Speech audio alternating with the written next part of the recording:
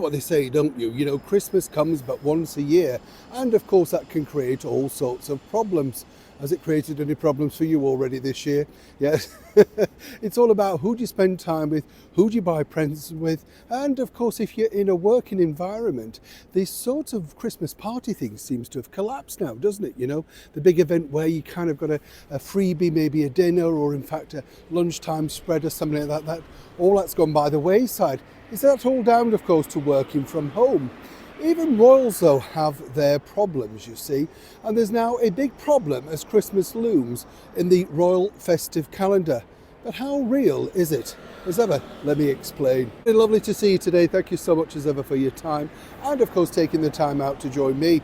Yes, whatever you're doing for Christmas, do take care of yourselves. As I said, don't forget to treat yourselves. Yes, even if you're not a fan of Brussels sprouts, are you? I'd love to know. I am. Love them. Yes, I mean Brussels sprouts and butter and pepper with bacon bits. Yes, I even know somebody who actually made a bit of a Brussels sprout pie with all sorts of other vegetables for a vegetarian. Delicious. You've not tried it with a bit of gravy? Oh, absolutely. And you see, economical, good for you, and not too expensive as well. Do you know what I mean? Well, I know economical is the same thing, but you know, it's not as expensive. That's what I'm always looking for, as you can imagine, bargain galore.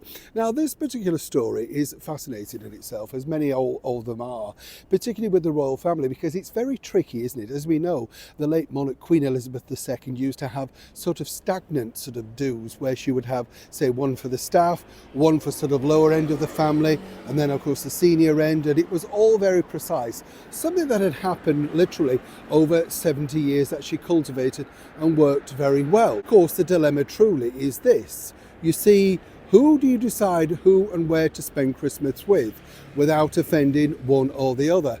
And that's now the big problem for this particular princess. That's right, Princess Eugenie, who has now the unenviable task of deciding where does she spend Christmas and with who.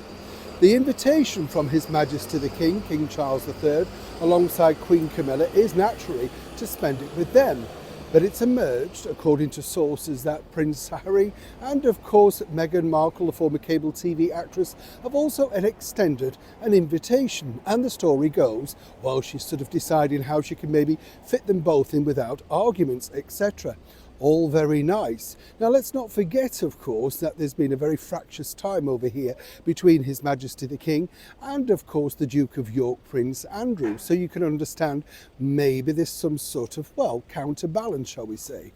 But this is just that, a simple story, because I have it on great authority that Princess Eugenie really only received a very tentative offer once the sort of announcement of how Christmas with the royals was going to take place.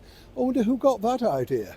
But more importantly, this will really be a very big decision for her, because clearly a lot of people feel that you either have to be in one or the other camp. Very sad, isn't it, the way that families sort of split and diverse, but whose fault again is that? Moving forward, of course, it would make it very difficult for people to sit down and openly have a conversation, perhaps pondering whether whatever they said in front of Princess Eugenie could get reported back.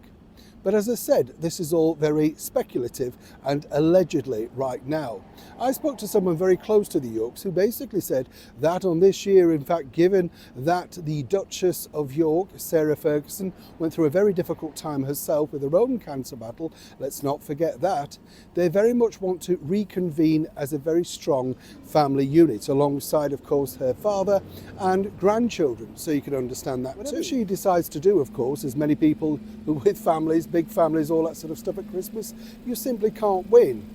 But from where I'm hearing, and of course standing, I've been told this is nothing more than a speculative story in the media. Either way, it will all come out in the fullness of time. Neil Sean in the very heart of London.